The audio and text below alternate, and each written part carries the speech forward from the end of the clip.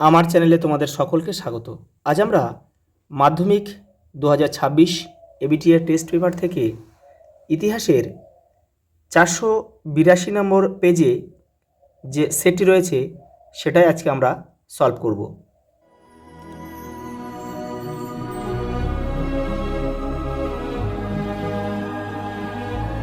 দেখো, বিভাগ ক, সঠিক উত্তরটি বেছে নিয়ে লেখো।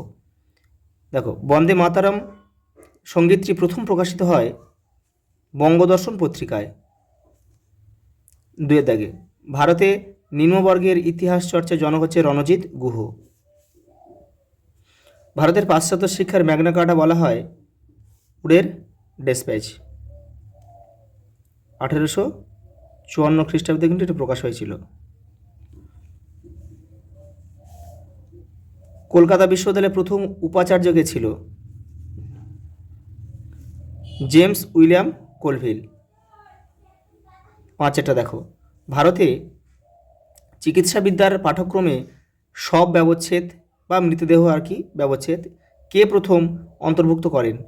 এটা হবে মধুসূদন গুপ্ত।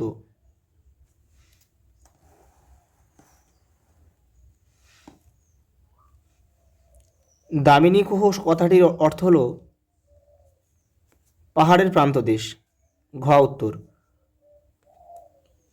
জঙ্গলমহল নামে একটি পৃথক জেলা গঠন করা হয়েছিল চুয়াড় বিদ্রোহের পরে। দিল্লির শেষ মুঘল সম্রাট কে ছিল? দ্বিতীয় বাহাদুর শাহ। ঘ উত্তর, দ্বিতীয় বাহাদুর শাহ। ভাইসরয় কথাটির অর্থ কি? রাজ প্রতিনিধি। 10 ভারতের প্রথম রাজনৈতিক প্রতিষ্ঠান হচ্ছে বঙ্গভাষা প্রকাশিকা সভা। সালটা হচ্ছে 1836 খ্রিস্টাব্দ। আর জমিদার সভা বা ল্যান্ড হোল্ডার সোসাইটি 1838 খ্রিস্টাব্দে। ভারত সভা 1876। আর ভারতের জাতীয় কংগ্রেস প্রতিষ্ঠা হয়েছিল 1885 খ্রিস্টাব্দে। এগুলো একটু মনে রাখবে।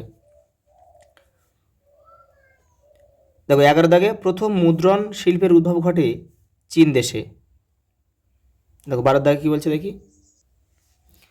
দেখো 12 দাগে কী বলছে দেখো, যাদবপুর বিশ্ববিদ্যালয় প্রতিষ্ঠিত হয় 1955 খ্রিস্টাব্দে। নাঙ্গল পত্রিকা কোন সংস্থার মুখপাত্র ছিল? বাংলার শ্রমিক কৃষক দলের। প্রথম বয়কট আন্দোলনে ডাক দেন কৃষ্ণকুমার মিত্র। দাগ নম্বর 15, ভারতের নাইটিঙ্গেল নামে পরিচিত সরোজিনী নাইডু। নারী কর্মমন্দির প্রতিষ্ঠা করেছিল উর্মিলা দেবী। মাদ্রাজে আত্মসম্মান আন্দোলন শুরু করেন কে? রামস্বামী নাইকার। পরেরটা দেখো, তমস উপন্যাসটি রচনা করেন ভীষ্ম সাহানি। ভাষাভিত্তিক পৃথক অন্ধ্রপ্রদেশ রাজ্যটি গঠিত হয়েছিল 1953 খ্রিস্টাব্দে। ভারতে বামপন্থী বা সাম্যবাদী আন্দোলনের জনক ছিলেন মানবেন্দ্রনাথ রায়। পরেরটা দেখো, বিভাগ ক্ষয়ে মোট 5টা উপবিভাগ রয়েছে। প্রত্যেকটা উপবিভাগ থেকে কিন্তু তোমাদের মিনিমাম মানে কমপক্ষে একটা করে করতে হবে, করে মোট 16টা প্রশ্ন কিন্তু উত্তর দিতে হবে। দেখো, প্রথম প্রশ্ন কী দিয়েছে দেখো, দিয়েছে ব্রাহ্মিকা শাড়ি পরার পদ্ধতি কোথায় শুরু হয়? জোড়াসাঁকো ঠাকুর বাড়িতে। এটা তোমরা একটু লিখে নিও। বঙ্গমাতা ছবিটি কার আঁকা? অবনীন্দ্রনাথ ঠাকুর। এখানে জায়গা নেই, তোমরা লিখে নিও একটু। উদ্বোধন পত্রিকা কে প্রকাশ করেন? স্বামী বিবেকানন্দ। দুদুমিয়ার আসল নাম কি? মোহাম্মদ মহসিন।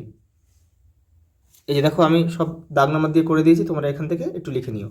জোড়াসাঁকো ঠাকুর বাড়ি, অবনীন্দ্রনাথ ঠাকুর,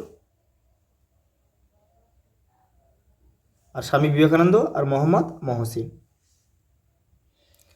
পরেরটা দেখো, ঠিক ভুল।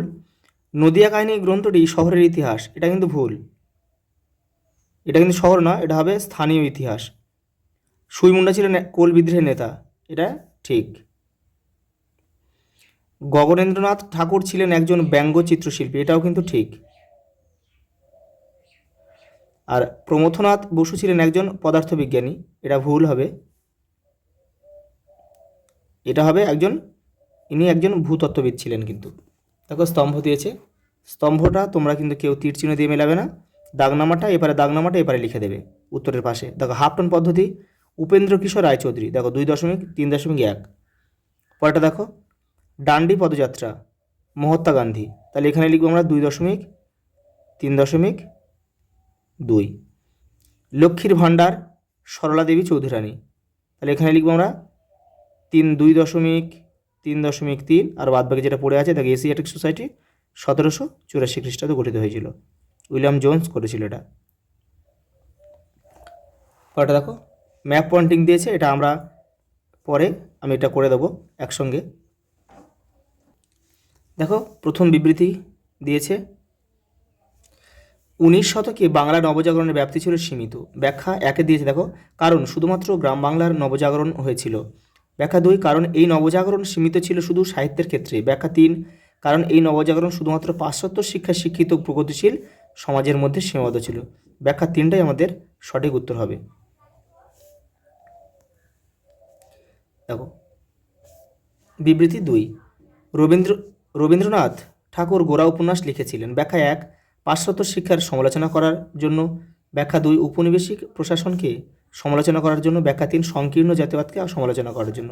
ব্যাখ্যা 3, সংকীর্ণ জাতীয়তাবাদকে সমালোচনা করার জন্য, এটাই আমাদের সঠিক উত্তর। বিবৃতি, পরের বিবৃতি দেখো 3 নম্বর বিবৃতি, 1906 খ্রিস্টাব্দে জাতীয় শিক্ষা পরিষদ গঠিত হয়েছিল। দেখো বৈজ্ঞানিক গবেষণার উন্নতির জন্য। ব্যাখ্যা 2, কারিগরি শিক্ষার উন্নতির জন্য। ব্যাখ্যা 3, জাতীয় শিক্ষা প্রদানের জন্য। দেখো ব্যাখ্যা 2 এবং 3 তোমরা যেটা করো সেটাই উত্তর হবে কিন্তু, কারণ কারিগরি শিক্ষার উন্নতির জন্যও কিন্তু এই জাতীয় শিক্ষা পরিষদ গঠিত হয়েছিল, আবার জাতীয় শিক্ষা প্রদানের জন্যও কিন্তু গঠিত হয়েছিল। আমরা এখানে ব্যাখ্যা 3টা করছি, তোমরা কিন্তু 2টা করলে উত্তর হবে।